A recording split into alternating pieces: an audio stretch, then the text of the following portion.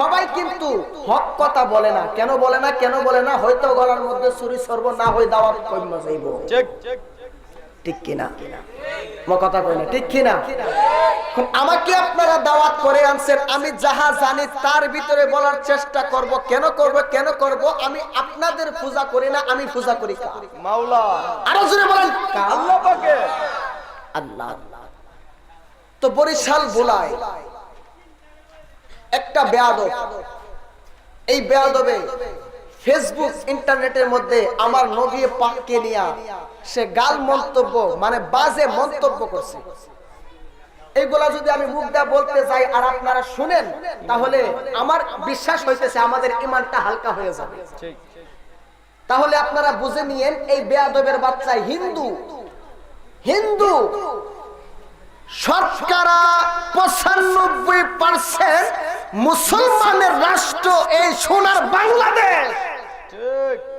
যিনি আমাদের আকা, যিনি আমাদের ঈমান, যেই নবী পাকের কারণে আমার আল্লাহ সমস্ত কিছু বানাইছে, ওই নবী পাককে নিয়ে হেল তামাশা করবে সবাই মানলেও অন্তত পক্ষে আমরা সুন্নিরা মানতে পারি জয়তার নয় কার। কি বললো? নবী পাক কিনে গাল মন্তব্য করলো। আমি গত রাত্রে দেখলাম আরেকটা বেয়াদবের বাচ্চা সে ফেসবুকের মধ্যে আইসা নবী পাকের চরিত্র নিয়ে কত ধরনের বাজে মন্তব্য করলো। আজকে এই লক্ষ্মীপুর যুব সমাজের উদ্যোগে সুন্নি মহাসম্মেলনের পক্ষ থেকে মাননীয় সরকারকে আমরা আহ্বান করব, আপনি একজন মুসলমান, কথা বলেন না, আপনার বাবা বঙ্গবন্ধু একজন মুসলমান, এই বাংলাদেশের রাষ্ট্রপতি মুসলমান, এই বাংলাদেশের স্পিকার সে মুসলমান, বড় বড় রাজনীতিবিদ মুসলমান। এই মুসলমানদের রাষ্ট্রের মধ্যে তাইকা মুসলমানদের আল্লাহকে গালি দিবে, মুসলমানদের ঈমান নবী পাককে গালি দিবে, মা ফাতেমাকে গালি দিয়েছে। আমরা এগুলো সহ্য করতে পারি না।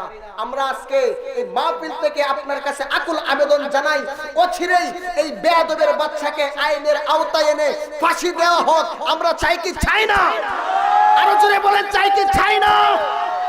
নারায়ে রিসালাত, আহলে সুন্নাত ওয়াল জামাত। এই জন্যই যদি আমাকে গালি দিত কষ্ট লাগতো না, আমার বাবাকে গালি দিত কষ্ট লাগতো না। সে রাসূলুল্লাহকে গালি দিয়েছেন, আমার নবী পাককে গালি দিয়েছেন, যেই নবী কবরের সাথী, মিজানের সাথী, ফুলসিরাতের সাথী, ইহকালের সাথী, পরকালের সাথী।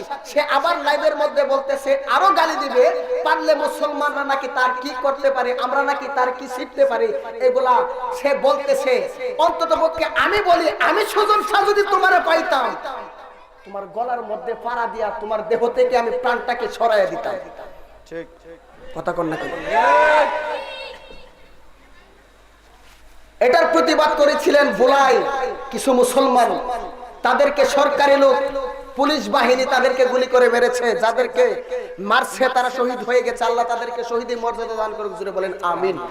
একটা কথাই আমি গরম ভাষায় নেই, নরম ভাষায় বলে দিয়ে যাই, এই মুসলমানদের রাষ্ট্রে তাইকা মুসলমানদেরকে নিয়ে তারা বাজে মন্তব্য করবে, এগুলো আমরা কখনো সহ্য করতে পারি না।